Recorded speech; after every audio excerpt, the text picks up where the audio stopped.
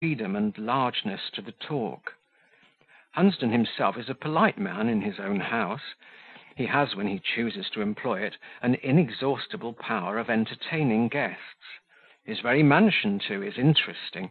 The rooms look storied, the passages legendary. The low-ceilinged chambers, with their long rows of diamond-paned lattices, have an old-world, haunted air. In his travels he has collected stores of articles of vertu, which are well and tastefully disposed in his panelled or tapestried rooms. I have seen there one or two pictures and one or two pieces of statuary, which many an aristocratic connoisseur might have envied. When I and Frances have dined and spent an evening with Hunsden, he often walks home with us. His wood is large, and some of the timber is old and of huge growth. There are winding ways in it, which, pursued through glade and brake, make the walk back to Daisy Lane a somewhat long one. Many a time, when we've had the benefit of a full moon, and when the night has been mild and balmy, when, moreover, a certain nightingale has been singing, and a certain stream, hid in alders, has lent the song a soft accompaniment, the remote church bell of the one hamlet in a district of 10 miles has tolled midnight ere the lord of the wood left us at our porch. Free-flowing was his talk at such hours, and far more quiet and gentle than in the daytime and before numbers. He would then forget politics and discussion, and would dwell on the past times of his house, on his family history, on himself and on his own feelings, subjects each and all invested with a peculiar zest, for they were each and all unique. One glorious night in June, after I had been taunting him about his ideal bride, and asking him when she would come and graft her foreign beauty on the old Hunsden oak, he answered suddenly, "You call her ideal, but see, here is her shadow, and there cannot be a shadow without a substance." He had led us from the depth of the winding way into a glade from whence the beeches withdrew, leaving it open to the sky. An unclouded moon poured her light into this glade, and Hunsden held out under her beam an ivory miniature. Frances, with eagerness, examined it first, then she gave it to me, still, however, pushing her little face close to mine, and seeking in my eyes what I thought of the portrait. I thought it represented a very handsome and very individual-looking female face, with, as he had once said, straight and harmonious features. It was dark. The hair, raven black, swept not only from the brow but from the temples, seemed thrust away carelessly, as if such beauty dispensed with, nay, despised arrangement. The Italian eye looked straight into you, and an independent, determined eye it was. The mouth was as firm as fine, the chin ditto. On the back of the miniature was gilded Lucia. "That is a real head," was my conclusion. Hunsden smiled. "I think so," he replied. "All was real in Lucia." "And she was somebody you would have liked to marry, but could not." "I should certainly have liked to marry her, and that I have not done so is a proof that I could not." He repossessed himself of the miniature, now again in Frances's hand, and put it away. "What do you think of it?" he asked of my wife, as he buttoned his coat over it. "I am sure Lucia once wore chains and broke them," was the strange answer. "I do not mean matrimonial chains," she added, correcting herself, as if she feared misinterpretation, "but social chains of some sort. The face is that of one who has made an effort, and a successful and triumphant effort, to wrest some vigorous and valued faculty from insupportable constraint. And when Lucia's faculty got free, I am certain it spread wide pinions and carried her higher than..." She hesitated. "Than what?" demanded Hunsden. "Than les convenances permitted you to follow." "I think you grow spiteful, impertinent."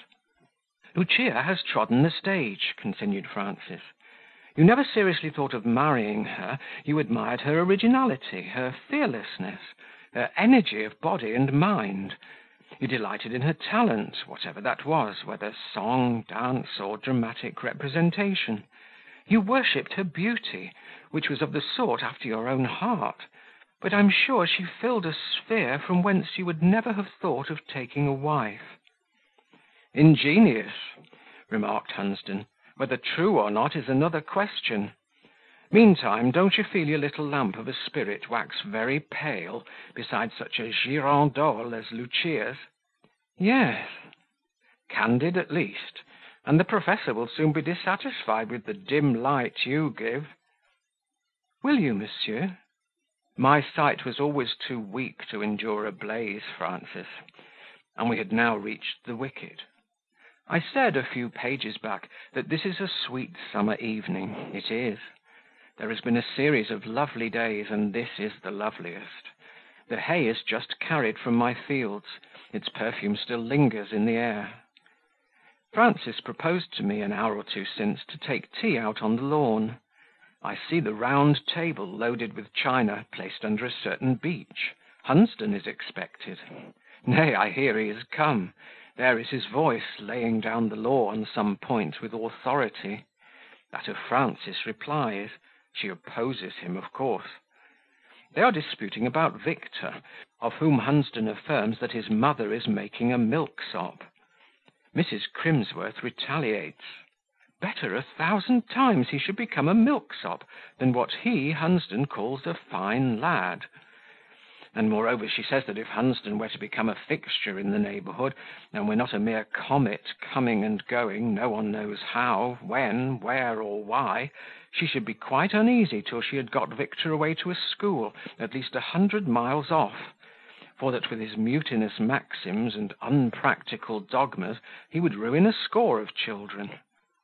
I have a word to say of Victor ere I shut this manuscript in my desk, but it must be a brief one, for I hear the tinkle of silver on porcelain. Victor is as little of a pretty child as I am of a handsome man, or his mother of a fine woman. He is pale and spare, with large eyes, as dark as those of Frances, and as deeply set as mine. His shape is symmetrical enough, but slight. His health is good. I never saw a child smile less than he does, nor one who knits such a formidable brow when sitting over a book that interests him, or while listening to tales of adventure, peril, or wonder, narrated by his mother, Hunsden, or myself. But though still, he is not unhappy; though serious, not morose. He has a susceptibility to pleasurable sensations almost too keen, for it amounts to enthusiasm.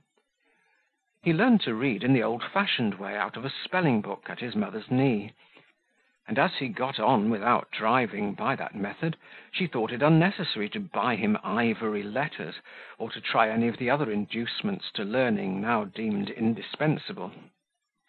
When he could read, he became a glutton of books, and is so still. His toys have been few, and he has never wanted more. For those he possesses, he seems to have contracted a partiality amounting to affection. This feeling, directed towards one or two living animals of the house, strengthens almost to a passion. Mr. Hunsden gave him a mastiff cub, which he called York, after the donor. It grew to a superb dog, whose fierceness, however, was much modified by the companionship and caresses of its young master. He would go nowhere, do nothing without York. York lay at his feet while he learned his lessons, played with him in the garden, walked with him in the lane and wood, sat near his chair at meals, was fed always by his own hand, was the first thing he sought in the morning, the last he left at night. York accompanied Mr. Hunsden one day to X, and was bitten in the street by a dog in a rabid state. As soon as Hunsden had brought him home and had informed me of the circumstance, I went into the yard and shot him where he lay licking his wound. He was dead in an instant. He had not seen me level the gun. I stood behind him. I had scarcely been 10 minutes in the house when my ear was struck with sounds of anguish. I repaired to the yard once more, for they proceeded thence. Victor was kneeling beside his dead mastiff, bent over it.